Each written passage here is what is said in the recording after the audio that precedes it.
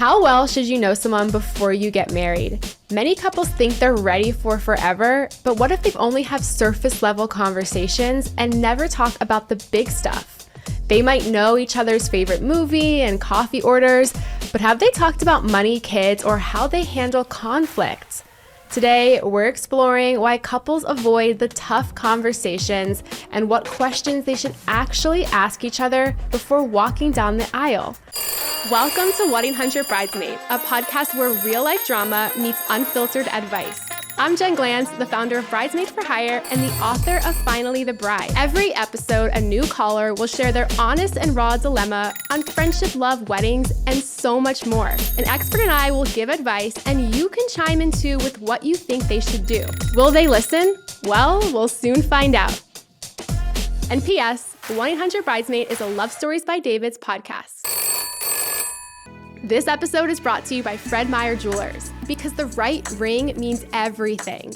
With over 50 years of experience, Fred Meyer Jewelers brings trusted expertise to your bridal jewelry journey. Visit fredmeyerjewelers.com to find your perfect match today. Joining me today is Carleigh Ferrante, the host of the Mostly Dating podcast and dating expert who helps people navigate modern relationships. Welcome to the show, Carleigh. Thank you. I'm so excited to be here, and I'm especially excited to cover these topics. Oh my God, I know you are so much of an expert in a lot of these topics, but I first want to ask you, how did you get into this world of dating? Oh my God. I always say just through experience. Like, the podcast started more broad, actually. It was kind of wellness, focused on all different topics, but the more I interviewed dating experts and relationship experts, I was like, this is what I want to be talking about. And I was out there dating at the time too. I was single in New York City. I feel like that's the best experience you can get for dating. Oh my God. And then just through interviewing different experts and even like non-experts, like just all different types of people, talking to friends. I was always the friend people came to for dating advice, even if I wasn't in a relationship. It was just for whatever reason, I'm like very blunt, very straightforward. I'm going to tell you like what I actually think. And so then the more I talked to different people, aired more podcasts, I've had hundreds now, really niche down to the dating category. And it's just something that I'm so passionate about.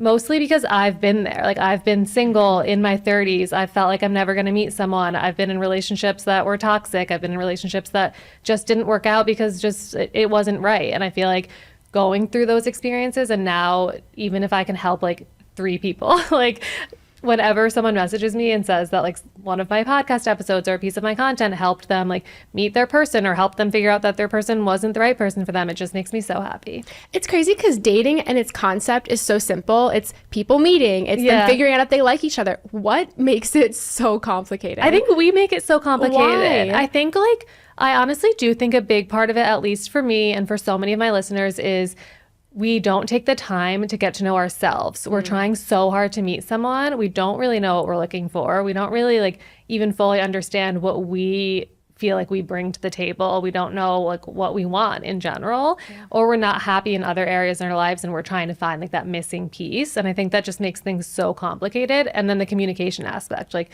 we're just not taught how to do these things. I feel like we're not like accustomed to having difficult conversations. No, it's so true. I mean, also like knowing what you want.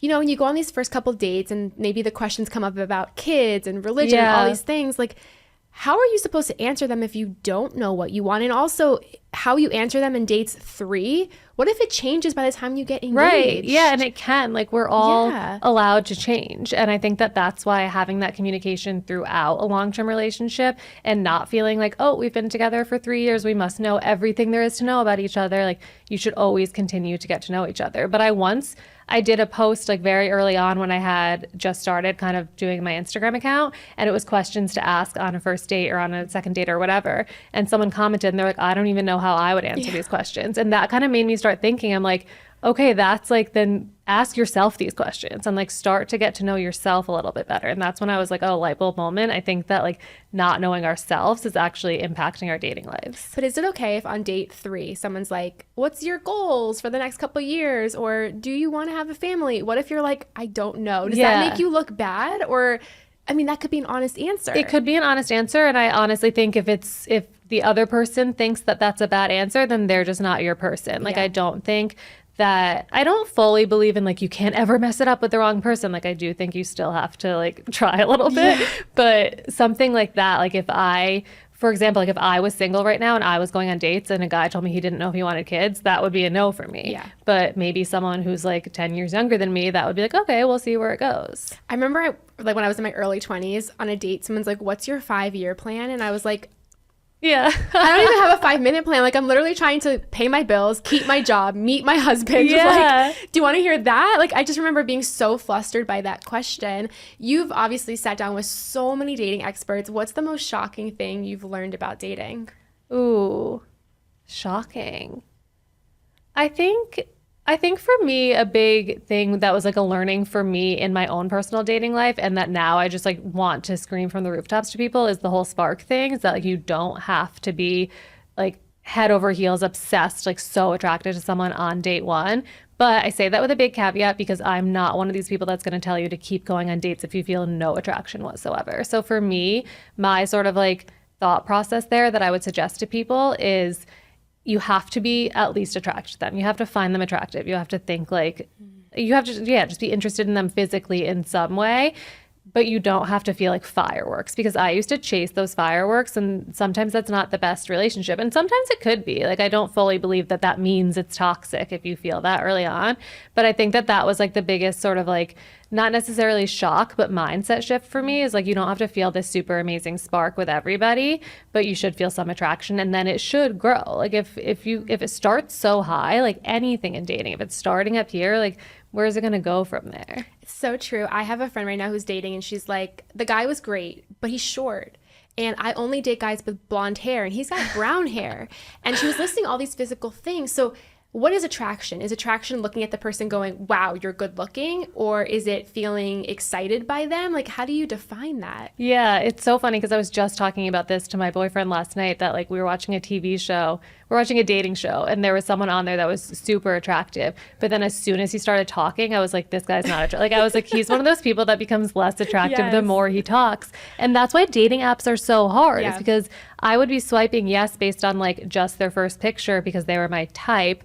But then I'd get on a date with them and something about like their voice or something they said or just their vibe I would not like mesh with. Yep. So I think attraction is like the full picture, and that's why it does take a little bit of time to really feel if you have that chemistry with someone. I met my husband because I went on like a million dates in 1 month, and my rule was don't even look at their pictures. Ooh, like I would obviously look, but I would say yes to everybody who was interested in me. And it worked for my advantage because a lot of the guys I liked or I was attracted to, when I went back to look at their pictures on the app, I was like, oh my God, like I never would have said yes to you because you took a picture with like bad lighting, or in your profile you wrote X, Y, and Z. So would you advise people to kind of skip the judgmentalness of looking at the profiles, or would you say, yeah, there should be attraction before you even meet them in person?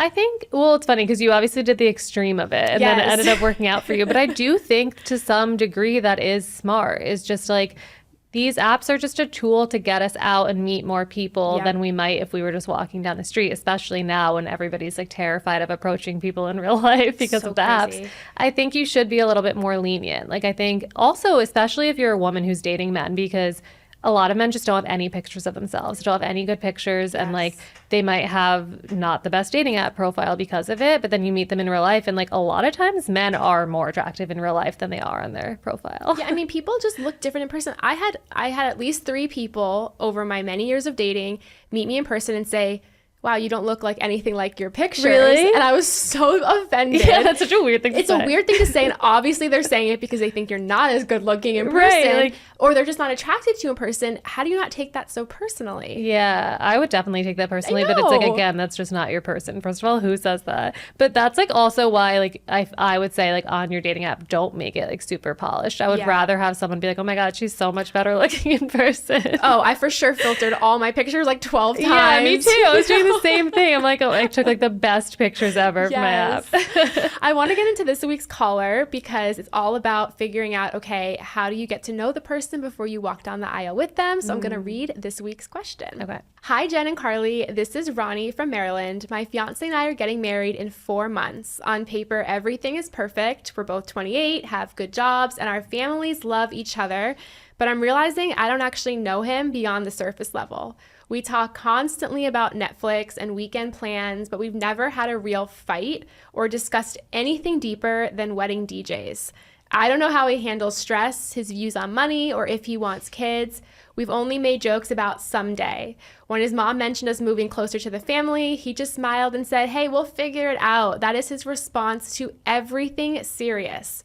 I love him, I think, but I'm panicking about whether or not to marry this stranger. Help. Ooh. Do you see this often when you talk to people? Like, are a lot of relationships surface level? Do you see that? I think a lot of the times it does happen when people are so wanting to get married and they're not even really or even when they're so wanting a boyfriend or a girlfriend and they're just sort of filling that spot instead of taking the time, like you said, to get to know someone and like take things below surface level.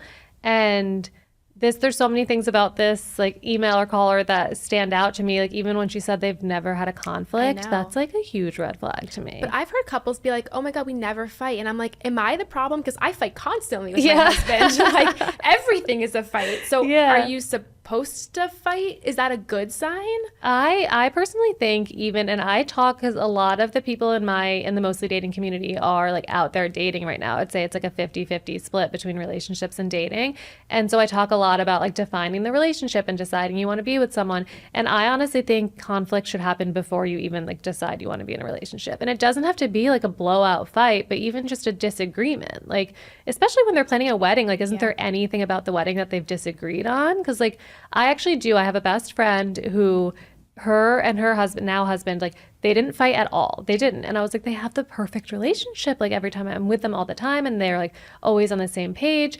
And then they start having kids and it's like they do disagree on a lot of things or they have different parenting styles and things like that. And they don't have the tools to like handle those conversations. Yes. So I think that's huge. I want to also take it back to people just trying to get to the finish line. They just want to get to the aisle, whether it's because this is all they've wanted in life is to get married and have kids, or it's because they just are scared to go under the surface because they know if they go under the surface, they might see something they don't like. Yeah. When should you make that call? Should you say, okay, in the first couple months, I got to go under the surface to see if this is going to be a viable relationship? Or should you, if the person wants to stay surface level, is it okay to stay surface level until the end and then figure it out when it's kind of like the finish line? Yeah, it's so hard because every relationship is different. And like, I'm not saying that there are no like surface level relationships that will work because I do think that there are some. But I personally, if you want like, and especially if you want like real like deep love, like I feel like a real like connection with somebody, I would say the earlier the better. Like you don't have to like trauma dump on date one, but first few months, I think you should be having conversations to figure out if your values align and figure out their communication style. And even like one of the things I love talking about on early dates is who the other people are in their life that they're closest with, because I think that will teach you a lot about their relationships in general and their relationship style and even qualities that those people might have that like you have as well. So kind of like how you'll fit in with them and the people in their life. I think that's important.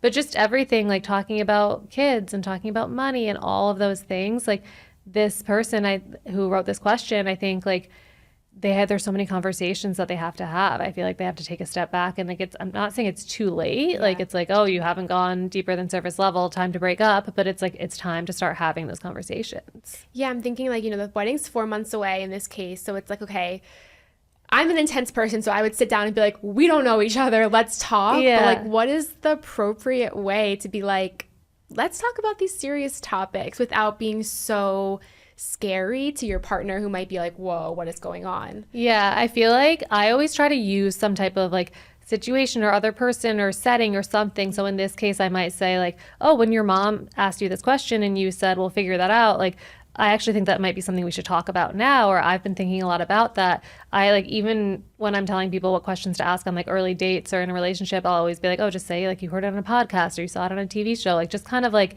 bridge into the conversation that way, because sometimes it is really hard and there are a lot of reasons why people will avoid these conversations, but a lot of it is, like I said earlier, we're just not really taught how to bring these things up and it feels really uncomfortable. And There are other things though from what this person said, like she thinks she loves him. I think that's a big one too. And I'm like so curious your thoughts too, because you've obviously talked to so many brides. Like, have you seen brides who are like, oh, I don't really know him? I remember I had a bride once, and this was when I was in my early 20s, and she admitted to me, she's like, I don't remember like when she said it. Well, she said it at her wedding. She said, I'm just getting married to him because I'm 38 and I want to have kids. And there's a little bit of love, like there was like sprinkles of love, but the underlying reason for her doing this was because she just wanted this so badly. And he was like the side character to her life. And I felt in that moment not judgmental at all, because I felt for her. Like, who am I to judge why you should be in a relationship with someone? Like, maybe it's okay to be in a relationship where you don't really deeply love that person. For some people that works. And that got me to think, I'm so judgmental when I look at couples, because I'm like, they don't talk about money or they don't talk about all these topics, but like maybe for them that kind of works. There are definitely people who have surface level-y type of marriages who will stay together for 80 plus years, and that works for them, So I feel like it's so hard to judge everyone's relationship from the outside. But I do think that both people have to be on the same page. I think that if you're marrying someone who wants to go so deep and you want to stay at the surface, that could be problematic, right? I mean, what do you think about that? Yeah, like I think this person who wrote in is kind of playing by his rules in some sense. Like he kind of, maybe he's like only wanting to stay surface. Like he's the one saying, oh, we'll figure that out. And I think she really wants to go deeper and to really have these conversations now. And that's when I think it doesn't really work out unless you find some compromise and some level, like even ground. Because I do agree, there's some marriages and relationships where people, they just have their roles and they figure it out. And like that happens. But if you are craving having that deeper connection, then there is a chance that he might be also. This episode is brought to you by Fred Meyer Jewelers, because the right ring means everything. With over 50 years of experience, Fred Meyer Jewelers brings trusted expertise to your bridal jewelry journey. Visit fredmeyerjewelers.com to find your perfect match today. Like I do always think, like if you feel like something's off in your relationship and you're putting off bringing it up, like they probably feel it too on some level. So I don't think this is going to be like blindsiding if she wants, especially if you're getting married. Like it's not crazy that you want to talk to him about how many kids you'll have and things like that. Also, like, there's lots of like getting ready for marriage books. You can get a book like that and be like, oh my God, chapter 5 is about finances. Like, let's sit down and go through each other's finances. I think one thing I will like die on this hill is you need to know your partner's finances before you get married. Because if they're in a huge amount of debt, that becomes your debt. And there's so many things that like you just have to know. So like if you have a book like that, or you listen to a podcast, or you find something on Instagram, you can be like, oh my God, like there's things about kids we should talk about, and you can bring it up in like more natural kinds of ways and see how they react. But I just had someone tell me that they married somebody hoping they would change their mind about wanting to have kids, because she always wanted kids. He didn't. Now they're married. He does not want to have kids. She still does. And that's where things get like really, really tough. And I saw that you posted on Instagram questions to ask on dates 3 to 5. What are some of those questions? Is it too soon to bring up kid questions that early on? Yeah, and it's funny because I share a lot of questions to ask, but I also do think that the best way to get the answers to those questions sometimes is just sharing yourself. So, and also through conversations, like maybe you're having a conversation about like, even before you and I started recording, we were talking about our siblings and growing up. And like, if you're talking about that with someone on an early date, that's an easy time to slide in. Oh, because I grew up with 2 siblings, I really want to have 3 kids, something like that.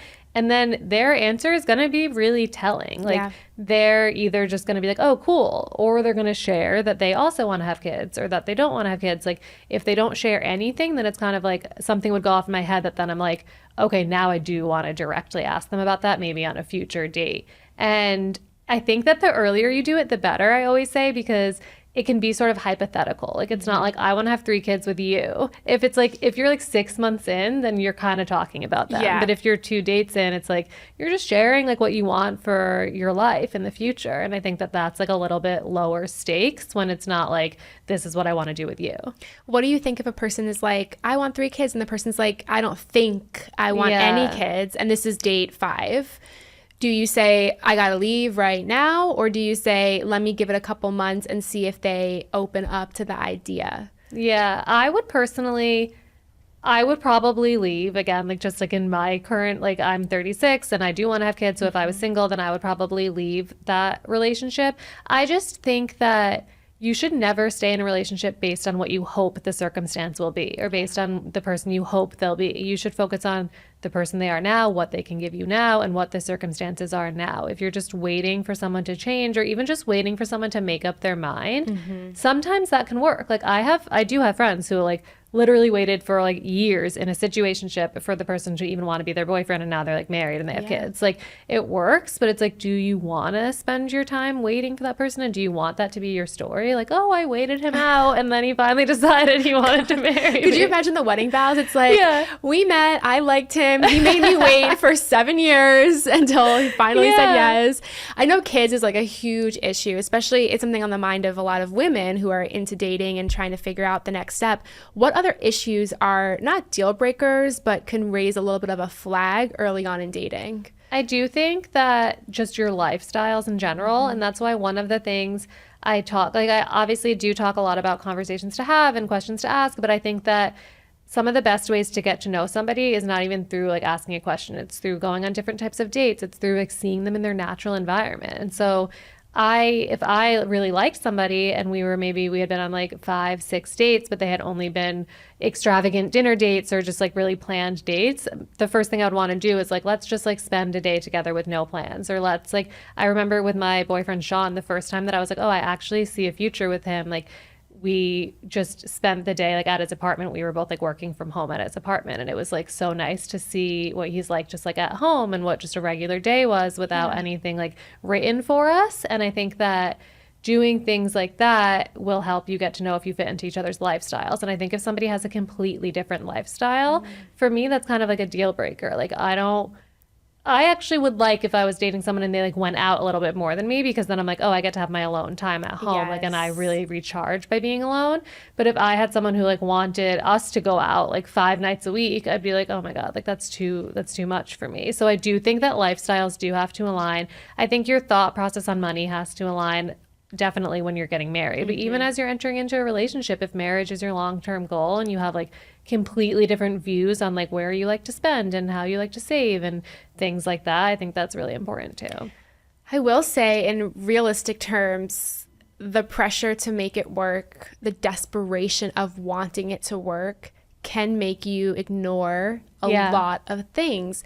I know that when I was dating, there were some people where I was like, most things are okay. I just want this to work. So I'm going to ignore a lot of like, not bad things, but maybe questionable things. I just wanted it to work.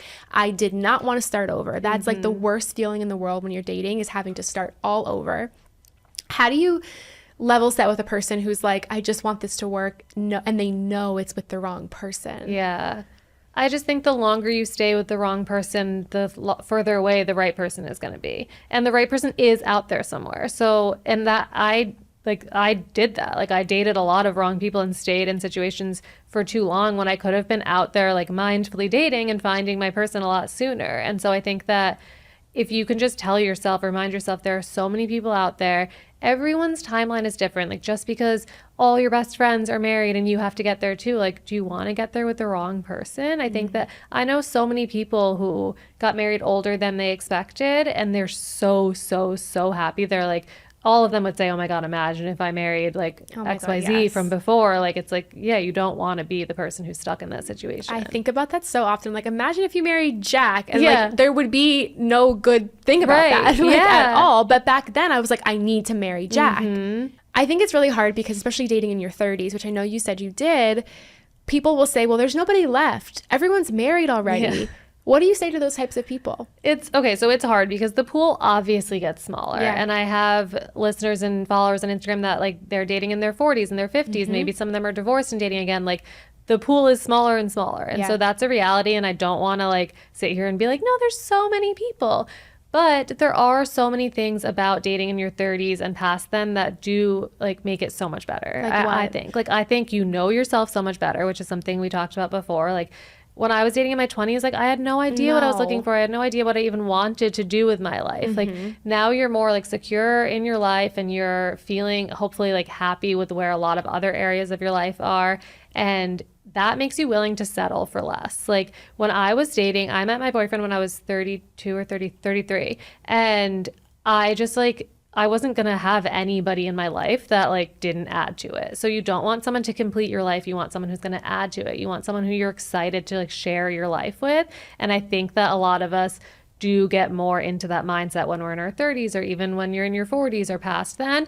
And so I think that that kind of like, and you see people getting engaged a lot quicker. Like I know people who have gotten engaged after like 6 months of dating in their 30s. Like you could just kind of, both of you are more sure of what you want. Yep. The people you're dating are more mature. And I think that like weeding people out is actually like a good thing. Like I recently interviewed somebody on my podcast and they were saying that when she got divorced when she was in her late 30s, I believe. And when she was out there starting to date again, she made her dating app profile like so specifically so she could weed out all the wrong people. Because it's like, you don't want to just attract people for validation. Like you want those wrong people to not like you so that you can like streamline getting to the right person. What would you say to somebody who says, I'm scared that I'm going to be alone forever? I've been scared of that too. And I promise you, like and I was telling you before we started recording, I have 4 sisters. They were all married. And I was like, I would go home and I'd be like the single one. And I'm like, and I got to a point where I was like, okay, I guess that's just like, this is going to be it. Like, I remember I was like 32 and I was like, I guess I'm just going to be like single forever.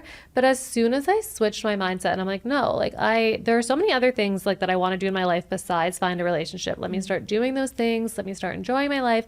And that's when you attract people. Like, I swear to God, I've seen it with so many people now that I've talked to, that have taken this advice. Like, once you start like going on that solo trip or like going after that job you want or just doing the thing you've always wanted to do, going like out and just like talking with more people, being more outgoing, that's when you're going to attract people. And if you don't want to be single, like if you want to be in a relationship, you will find one. Like I promise you. And I know like people can tell you that and sometimes it doesn't go through, but I really, really do believe there are so many people out there, both men and women, who feel that way and who like, there's someone out there who's looking for exactly what you can bring to the table. So the sooner you can kind of like pinpoint in your head, like, oh, these are the things I love about myself, this is going to be something that's like so cool to bring to a relationship, that's when you're going to start like putting that energy out there and the people are just going to like flock to you. No, I love hearing that because, you know, I remember I was dating in my 20s and I just thought to myself at some point, this is it. Like, you're just going to be alone. Like, you really get into that mindset and it's a lonely place to be. And it's a scary place to be, especially when everyone in your life is with somebody else and moving on with themselves. I want to close out this question by asking you, okay, if you were this caller, what would you do? And I'm also such like a list person, and like I would sit down and I'd make a list of all the things that I feel unclear about in this going into this marriage. So maybe it's the fact that we haven't talked about finances or we haven't talked about kids. I would write all those things down and then maybe identify like 2 of the ones that are like really, really priority for you right now, and then just bring up those conversations. And like I said before, do it in a natural way. Like maybe like you're watching a show and they're talking about something and you're like, oh my God, I don't even know like where you want to live like in 5 years from now. And then you just start that. And if he pushes it off, say like, no, I actually do really think this is something we should talk about. And sometimes that can feel scary to be that direct, but the sooner you're able to start having those direct conversations, like that's going to help your marriage so much. And you're going to get to know him a lot better just by learning these little things. So like she said, I love him, I really do think if she has even a couple of these conversations, she's going to feel more confident in her feelings for him and then in their future. I totally agree with you. I am a list person and I'm also an intense person. Mm-hmm. I can't be fake. Yeah. So I would go up to this person. I would be hysterically crying. I would say, I feel like I don't know you anymore. Yeah. I want to talk about all these. I would lay it all out there. We need to talk about all these topics. If it caused drama or weirdness in the relationship, I would probably still, the wedding's 4 months away. I probably would still go through with the wedding. Maybe I wouldn't sign the marriage license though. Ooh. And nobody would know that. And then in between not signing the marriage license and getting married, I would try to continue working on these things, maybe go to a couples therapist, see where it plays out. I'd give it 1 year or something like that. Yeah.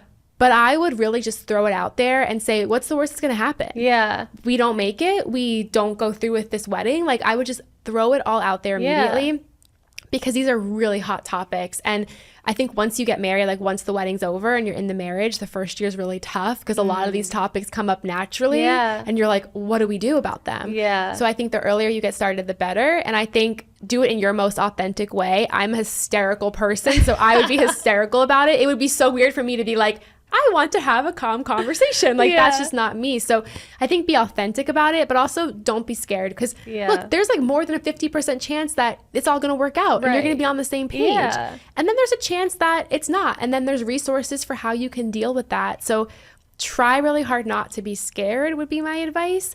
And just try to start now. Yeah, I definitely agree too on the couples therapy. Like that could be a really good tool for you. And I think just after you have that first conversation, when you rip off the Band-Aid and talk about it, really pay attention to how you feel after that conversation. Because if you have the conversation and you don't feel any better, you feel worse, then it's like that could be a clue that maybe this isn't the best relationship. But like you said, there's like a really, really good chance that you might have this conversation and you feel really, really good. And so just sort of like pump yourself up a little and maybe go into it like just authentic to you, whichever way feels authentic to you. Do you believe that when you're dating, you kind of have all the answers about a question, about a person in your gut? Like, do you believe that?